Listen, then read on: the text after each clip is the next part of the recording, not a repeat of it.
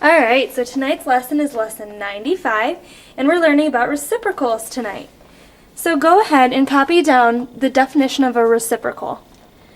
What it is if we switch the numerator and the denominator of a fraction, the new fraction is the reciprocal. That's what it's called, the new fraction. For example, the reciprocal of 2/3 is 3/2, or 3 over 2. So what we're doing here is we're taking 2 and 3 and we're switching them. So we have a 3 on the top and the 2 on the bottom.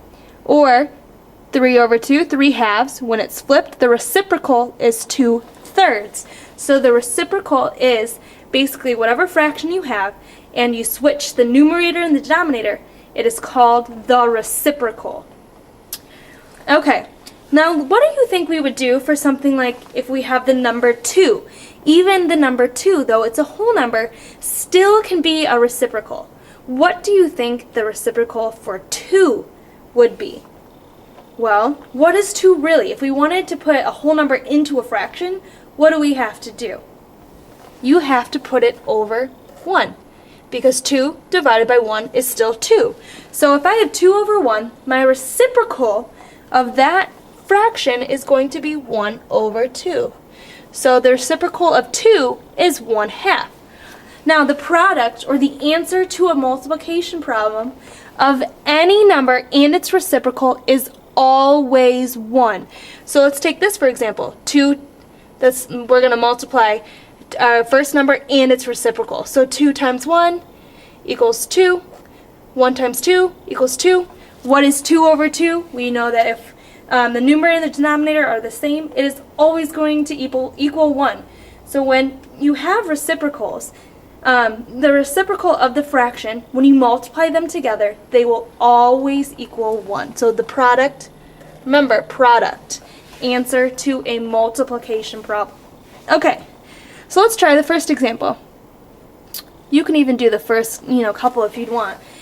Number 1 says, what is the reciprocal of 5/6? Alright, this one it should be pretty simple. Think about it. What we're doing is just switching the numerator and the denominator. So my fraction is 5/6. If I switch, I put my 6 on top and my 5 on the bottom. Now, it is improper, but we leave it that way because we're dealing with the reciprocals. And we're not reducing. Most of the time when you do get answers, you will reduce, but not when you're dealing with reciprocals.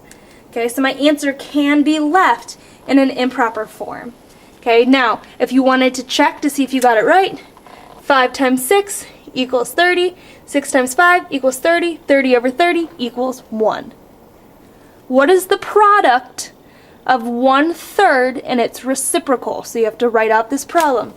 Okay, so 1/3, the word product tells me it's multiplication, answer to a multiplication question. And its reciprocal, well, if I have 1/3, my reciprocal is going to be 3 over 1. Just the opposite. Now I multiply the top and the bottom. 1 times 3, 3. 3 times 1, 3. 3 over 3 is equal to 1. Remember, when you multiply a fraction and its reciprocal, you will always get 1. If you don't get 1, you know you've done something wrong somewhere. What is the reciprocal of 4? Alright, just like we did before, when we have a whole number, it still can be changed into a fraction. You can still find a reciprocal. So what I have to do is I have to turn 4 into a fraction, even though it's a whole number. So I put my 4 over 1. Remember, 4 divided by 1 still equals 4, so it works that way. Okay, now I need to find my reciprocal. My reciprocal, switch my numbers, 1 over 4, 1/4. Reciprocal of 4 over 1 equals 1/4. Again, you can check it. 4 times 1 is 4. 1 times 4 is 4. 4 over 4 is going to give me 1. Perfect. Okay, this part, and it says, notice that reciprocals appear when we ask these division problems. It's really like kind of a division problem. So we say, how many 1/2s are in 1? Think about it. How many 1/2s are in 1? 2. And if you know, 2 over 1, and 1/2, the reciprocal is 2 over 1. So it is kind of like asking a division problem. How many 1/3s are in 1? Well, 1/3, 2/3, 3/3.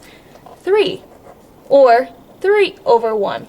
And 3 over 1 is the reciprocal for 1/3. How many 1/4ths are in 1? 1/4, 2/4, 3/4, 4/4. So 4 or 4 over 1. Do you see how that works? They're reciprocals of each other. Okay, so now, kind of the same thing. Divide 1 by 3/4. Basically the problem is saying how many 3/4 can fit into 1. So 1 divided by 3/4, or 3/4, how many can fit into 1? So if we read the question like that, say it backwards, how many 3/4 are in 1? What did we do before? We turned it into a reciprocal, right? So if I wrote this like the problem we did before, if I wrote it like how many 3/4 in 1, you would flip like you did before. See how you'd 1/2 and it turned out to be 2 over 1. 1/3, the reciprocal, 3 over 1. 1/4, 4 over 1. So when we do that, we get, flip our 3/4, and we get 4 over 3, or 1 and 1/3 would be our answer. I know that one is a little more challenging, and it's a little more abstract to think about it that way. But here is your lesson practice. And it says, find the reciprocal of each number. So 4/5, 6/5, 3, 7/8, 5, and 3/10.